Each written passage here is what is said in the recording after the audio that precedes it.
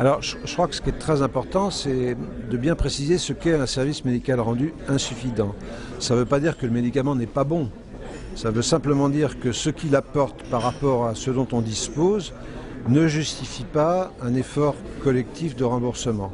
Il y a beaucoup de médicaments qui ont eu des services médicaux rendus insuffisants, qui sont néanmoins utilisés, par exemple, en automédication. Donc il ne faut pas jeter l'opprobre sur un médicament parce qu'il a un service médical rendu insuffisant. Simplement, on est obligé de faire des choix, et le choix qui a été fait dans ce pays, c'est plutôt de faire porter l'effort sur les maladies graves, sur les maladies chroniques, plutôt que sur ce qu'on appelle le petit risque, ou sur des médicaments qui n'apportent pas réellement de progrès par rapport à ce qui existe. Alors, je pense que l'objectif n'est pas réellement celui d'une plus grande transparence, puisqu'en fait, il y a une transparence des taux de remboursement sur les boîtes de médicaments. Donc, ce n'est pas vraiment un objectif de transparence, c'est plutôt un objectif de rationalisation et probablement de répartition des tâches entre l'assurance médicale obligatoire et les assurances complémentaires. Et à terme, ça veut dire que un certain nombre de produits seraient pris en charge principalement par les assurances complémentaires, alors que d'autres produits, et notamment les produits les plus chers, les produits qui sont les plus innovants, seraient pris en charge par l'assurance obligatoire.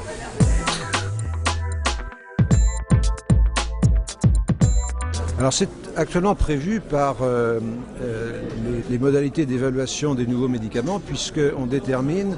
ce qu'on appelle l'ASMR, c'est-à-dire l'amélioration du service médical rendu. Et un médicament très innovant, c'est un médicament qui obtient une amélioration du service médical rendu 1, 2 ou 3, c'est-à-dire les meilleurs, sur une échelle qui va de 1 le meilleur à 5 le produit qui n'apporte aucune amélioration. Donc les produits innovants sont actuellement reconnus par la Commission de la transparence de la HAS grâce à l'outil qui est l'ASMR. Alors de plus, ces médicaments très innovants sont évalués pour leur rapport coût-résultat. On fait une étude médico-économique de ces médicaments supposés les plus innovants pour savoir si l'amélioration qu'ils entraînent justifie le surcoût qu'ils vont générer. Alors il y a un forfait innovation qui se met en place pour les dispositifs médicaux,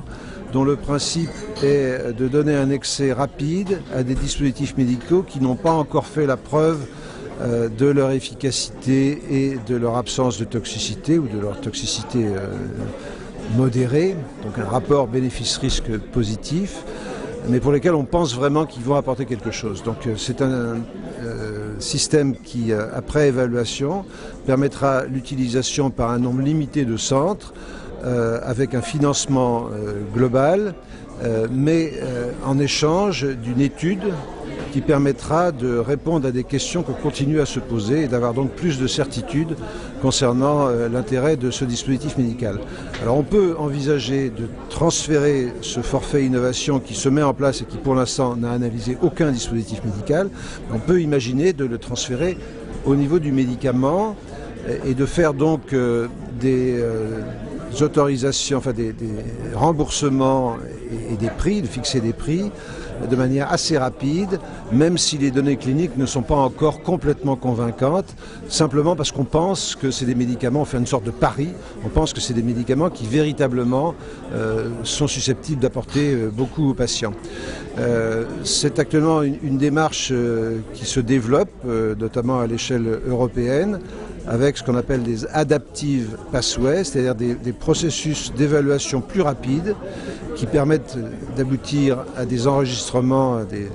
prises en charge et des fixations de prix plus rapides, mais comme dans le forfait innovation dispositif médical, avec l'obligation de mettre en place de vraies études post-inscription pour vérifier que dans la vie réelle, ces médicaments apportent ce que l'on espérait au vu des premières études qui étaient encore un petit peu insuffisantes. J'ajoute qu'en France, ce dispositif forfait innovation pour le médicament a sans doute moins d'importance que dans d'autres pays parce que nous avons déjà un système qui permet aux médecins de prescrire aux patients qui en ont besoin des médicaments qui n'ont pas encore leur autorisation de mise sur le marché, ce qu'on appelle l'autorisation temporaire d'utilisation, et c'est en particulier utilisé dans le cancer, où des molécules qui vont avoir leur autorisation de mise sur le marché peuvent déjà être utilisées si les études cliniques laissent penser que ça va être utile pour le patient.